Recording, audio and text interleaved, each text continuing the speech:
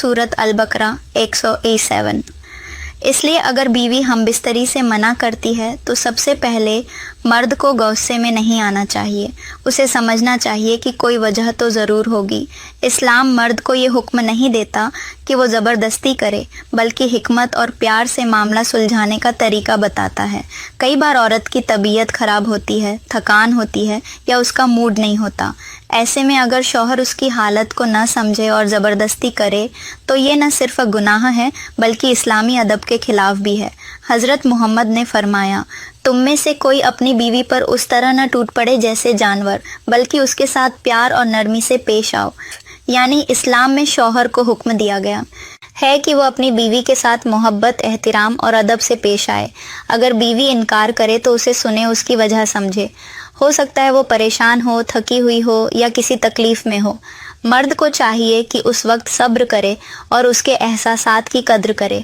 लेकिन दोस्तों, अगर औरत बिना किसी वजह के बार बार शौहर को ठुकराती है तो ये भी गलत है, क्योंकि हदीस में आता है कि जब कोई औरत अपने शौहर को बिस्तर पर बुलाए और वो इनकार कर दे तो फरिश्ते उस पर सुबह तक लानत भेजते हैं।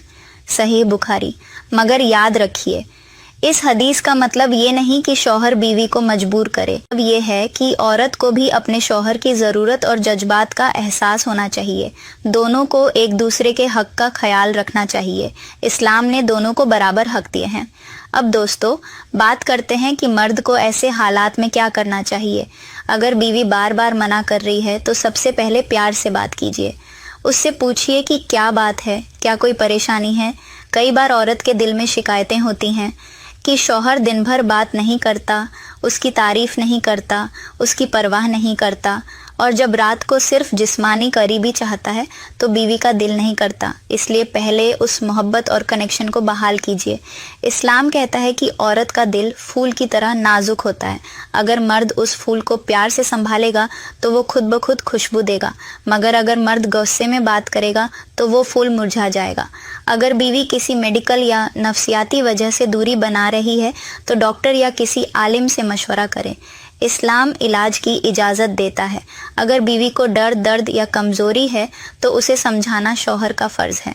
कई बार मर्द ये समझता है कि बीवी का इनकार उसकी तौहीन है, लेकिन हकीकत ये नहीं। बीवी भी इंसान है, उसके अंदर भी जज्बात हैं, थकावट है, दर्द है। अगर मर्द थोड़ा सब्र और मोहब्बत दिखाए तो वो दिल से फिर वही बीवी बन जाएगी जो पहले थी। लेकिन अगर कोई औरत सिर्फ जिद, गरूर या गलत रवैये से शौहर को ठुकराती है तो इस्लाम ऐसे रवैये की मजम्मत करता है। ऐसे में शौहर को चाहिए कि पहले प्यार से समझाए, फिर नरमी से नसीहत करे। कुरान में अल्लाह ताला ने फरमाया है, औरतों को नसीहत करो, अगर वो न माने तो बिस्तर अलग कर दो, और अगर फिर भी न माने तो हल्की फटकार दो। सूरत उन-निसा 34।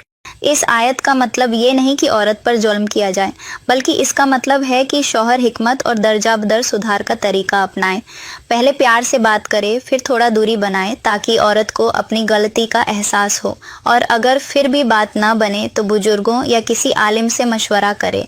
दोस्तों, इस्लाम का मकसद रिश्ता तोड़ना नहीं बल्कि जोड़ना है।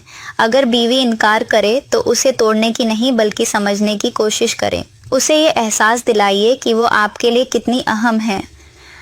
जब औरत को यकीन होता है कि उसका शौहर उसे समझता है तो वो खुद ब खुद करीब आती है।